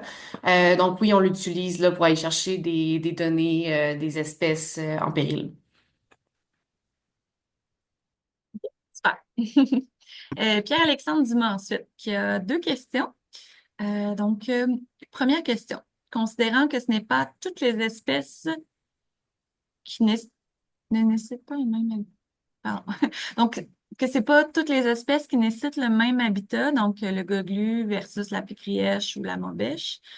Est-ce qu'il y a des actions prévues pour diversifier les habitats parmi les cultures pérennes? Ben, une des choses que j'ai mentionnées tantôt, puis que c'était venu par de discussion avec Guy Allard, c'est de bien comprendre que c'est pas tous les types de cultures pérennes, mais les cultures fourragères qui vont être propices dans chacune des régions. C'est de bien comprendre quel, en Abitibi, on n'aura pas les mêmes genres de fourrage, on n'aura pas peut-être pas de la luzerne là-bas comme on peut en avoir dans le sud du Québec. Donc, c'est de bien comprendre quels sont les types de cultures qui seront les plus appropriés par région. Puis ça va peut-être nous orienter vers qu'est-ce qu'on devrait préconiser puis quelles espèces d'oiseaux pourraient les utiliser. Mais c'est une question de priorisation spatiale, puis c'est très, très bien documenté qu'un paysage hétérogène, en milieu agricole, différents types de cultures, différents types de milieux vont amener une plus grande biodiversité. Donc, mais il y a toute une question aussi des besoins des oiseaux au niveau des superficies minimales. La maubèche des champs, c'est un bon exemple, qui a besoin de grandes superficies pour nicher, que ce soit dans des grands pâturages ou même dans des tourbières, là. D'aller mettre en place un hectare de pâturage là, un hectare de pâturage là, un champ de luzerne dans un autre endroit d'un hectare, peut-être que c'est mieux d'avoir une planification régionale pour peut-être focuser sur certaines espèces prioritaires dans certaines régions. Puis c'est toute une fonction d'habitat disponible et du paysage environnant, là. Fait que il n'y a pas une espèce meilleure que d'autres, là. C'est vraiment de réfléchir aux priorités. La deuxième question, est-ce qu'il y a des programmes pour promouvoir des cultures de type clump grass qui sont beaucoup plus productives pour plusieurs espèces? Donc, est-ce qu'il existe des programmes pour promouvoir ça? Ben, moi, je connais pas ça, Clam Grass. Je sais pas, Pascal, si ça te dit quelque chose, mais bon, pour Pierre-Alexandre, tu pourras me recontacter en privé et on pourra en discuter, mais je sais pas c'est quoi. Désolé. Ensuite, on a Émile Ward qui demande, donc qui dit aussi merci pour les présentations, qui demande est-ce que le statut plus ou moins préoccupant des espèces constitue un critère de priorisation dans la classe, ou on se fie plutôt au nombre d'espèces présentes? OK. Mais dans le fond, dans la classe présentement, c'était plus dès qu'il y avait une espèce en péril, on le mettait en priorité, ces parcelles-là. Donc, on les mettait comme en haut de la pile, puis à l'intérieur de la pile, ils étaient priorisés selon les critères de priorisation. Fait que t'as comme tous ceux qui ont une espèce en péril, puis à l'intérieur sont ordonnés selon l'indice de priorisation. Puis en dessous, t'as ceux sans espèce en péril ordonnés selon l'indice de priorisation. On n'a pas fait de différence selon statut parce qu'on trouvait que dès qu'il y en avait une qui était présente, c'était suffisamment important pour pouvoir les mettre de l'avant. Puis, tu sais, on sait qu'il y a eu des délais au niveau, surtout provincial, pour les statuts peuvent changer aussi, là. Des fois, oui, des fois, ça représente effectivement l'état réel de la population, mais dans le cas du gouvernement du Québec, il y a eu des retards là, dans, ben, comme vous le savez pas mal tous, là, que sur les statuts au niveau provincial, qui font en sorte que des fois des espèces peuvent être susceptibles d'être désignées, alors que son réel statut pourrait faire en sorte que l'espèce pourrait être menacée. Donc, on n'est pas allé jouer là-dedans parce que justement, on jugeait que l'information n'était pas nécessairement la plus précise, puis dès qu'effectivement elle était listée, on considérait que c'était comme prioritaire. Parfait. Ensuite, on a Louise Gratton qui demande si on a considéré la rotation des cultures de plantes fourragères slash culture annuelle. Ce serait, selon elle, avantageux, ben, en fait, question là, pour les oiseaux et pour l'amélioration des sols. Ben, ça fait partie des actions qu'on souhaite encourager parce que ça a été démontré ailleurs que d'intégrer des cultures fourragères dans une rotation avec les cultures annuelles, ça a un impact très important. Beaucoup de bénéfices pour la santé des sols. Fait que ça, ceci étant dit, on souhaite l'encourager. Il y a eu des tests qui ont été faits, il y a eu des projets au Conseil québécois des plantes fourragères pour essayer d'encourager les producteurs de grandes cultures à intégrer des cultures fourragères. C'est très compliqué parce que on parle de machinerie qui est différente, on parle de superficie enlever du rendement des cultures annuelles pour amener des cultures pérennes. Mais je pense que l'enjeu de la machinerie, c'est des cultures qui sont, c'est des entreprises qui sont souvent spécialisées, puis ils n'auront peut-être pas la machinerie pour aller intégrer quelques hectares de fourrage dans leur rotation. Euh, Parmi les solutions qu'on préconise, ben, c'est du partage de machinerie, de créer des coops, des cohortes de producteurs qui peuvent se partager des machineries euh, qui sont spécialisées puis que c'est pas nécessairement nécessaire que tout le monde ait la faucheuse dans sa cour, là. Bref, oui, les bénéfices sont démontrés, c'est de la mise en place qui est un défi. Puis c'est une des actions qu'on a dans nos stratégies, là, Louise. Mhm. Donc, ensuite, c'est une petite suggestion, en fait, plutôt un point d'information là, aussi de Chantal Cloutier, qui mentionne que le Club Gestrixol, en collaboration avec plusieurs partenaires, là, dont CNC, a créé un programme de reconnaissance qui vise à faire rayonner les efforts des entreprises là, agricoles en conservation de la biodiversité. Un outil de valorisation là, qui s'appelle Biodiversité au champ. Elle met le lien là, dans le chat s'il y en a qui sont intéressés. Puis elle mentionne là, que les fermes qui mettent en place des pratiques pour les oiseaux champêtres pourraient recevoir là, la certification. Donc, le lien est Bon, là ben, s'il y en a qui sont. Le- la- euh, merci Isabelle. Ben, je veux juste bonifier ça, parce que c'est Oui. vrai ce que Chantal dit, mais la, toute la mise en place d'un programme de reconnaissance pour les producteurs, ça apparaît dans trois, quatre stratégies dans notre plan d'action. Puis on cite spécifiquement le programme biodiversité au champ de Gestrissa là, comme étant un exemple à suivre là, parmi la mise en place de programmes de reconnaissance. Fait que je suis content, Chantal, que tu le soulèves là, parce que c'est un exemple à suivre, là. Oui, super intéressant. Émile, qui a une autre petite question. Il se demande s'il y a des organismes comme la FFQ qui offrent du financement pour des projets de concertation, le ferme-environnement pour améliorer l'habitat des oiseaux champêtres. Oui, il y a deux, trois programmes spécifiques à la FFQ là, qui peuvent toucher les oiseaux champêtres. Il y a le programme Faune en danger qui va financer des projets de conservation. Puis il y a aussi un programme je ne me souviens pas du nom, mais il y a un programme dédié Biodiversité et mise en valeur en milieu agricole, c'est ça, c'est quelque chose ça. comme ça. Quelque chose comme ça, mais il y a un programme spécifique pour la biodiversité en milieu agricole à la FFQ. Fait que oui, ça existe. Donc ensuite, Pierre Aquin qui demande, qui te salue, Benoît, qui demande Salut, au Pierre. niveau des cultures alternatives, est-ce que vous avez réfléchi à la façon de développer des nouveaux marchés pour répondre à la cible de bien-être humain? Ben, je pense que c'est implicite là, dans cette stratégie-là. C'est que si on veut tester des nouveaux types de culture, ben, faut que ça soit bénéfique aux producteurs aussi. Là, puis pour que ce soit bénéfique, ça prend un marché. Ça prend des marchés pour écouler ces nouveaux types de culture-là. Fait que, euh, on n'a pas réfléchi à cet aspect-là comme tel, mais je pense que c'est implicite dans la stratégie que il faut que ça soit gagnant-gagnant toujours pour le producteur puis l'environnement. Ben, t'es bon, Pierre, dans les idées, là, les novatrices, là, tu m'écriras. Il reste quelques questions. Il nous reste 2 minutes. Je pense qu'on va être bon pour les passer. On a Véronique Brochu, donc, qui mentionne en fait qu'on a appris que pour l'hirondelle de rivage, la grosse problématique est le manque de nourriture. Puis en fait, elle se demande si cet aspect, donc la nourriture, la présence d'insectes, a été pris en compte dans la détermination des stratégies. Ben, c'est très lié à la stratégie qui vise la réduction des pesticides, parce que autant les herbicides que les insecticides vont contribuer à réduire la diversité et l'abondance des insectes. Ça, c'est clair, ça a été bien démontré pour plusieurs espèces d'oiseaux aussi. Fait qu'on n'a pas touché, on n'a pas élaboré la stratégie de réduction de pesticides, mais la stratégie qui vise à augmenter les cultures fourragères, les cultures de foin, les cultures pérennes dans les paysages agricoles, ben, par la bande, ça va permettre s'il y a moins de cultures annuelles qui utilisent beaucoup de pesticides, puis qu'il y a plus de cultures fourragères, puis de pâturage dans le paysage, ben, il va y avoir une réduction des pesticides utilisés, puis il va y avoir une meilleure production d'insectes. Là. Ben, on y va un petit peu par la bande au niveau des superficies, mais au niveau de la réduction de l'usage des pesticides comme tel, on ne l'a pas abordé. C'est trop complexe. Ben, c'est trop complexe, puis il y a déjà le PAD qui est très, très actif là-dedans, puis la stratégie d'Agriculture Canada aussi.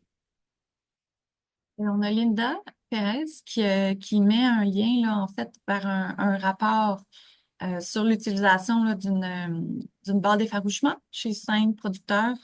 Ça semble être un site du MAPAC, donc il y aurait un rapport, là, une petite étude qui aurait été faite chez quelques producteurs à ce sujet-là. Donc le lien est dans le Q&A. On a Chantal Cloutier ensuite, c'est un bon paragraphe, là, je vais prendre quelques secondes pour le lire. Elle dit qu'ils doivent réaliser la restauration d'une parcelle agricole pour les oiseaux champêtres sur une propriété de CNC dans le sud de la Montérégie. Puis ils auraient aimé trouver un mélange de semences là, qui garde sa valeur nutritive malgré une coupe tardive. Pour qu'il soit plus attrayant là, pour les producteurs agricoles locaux. Puis elle se demande si c'est un type de mélange de semences qui a déjà été identifié.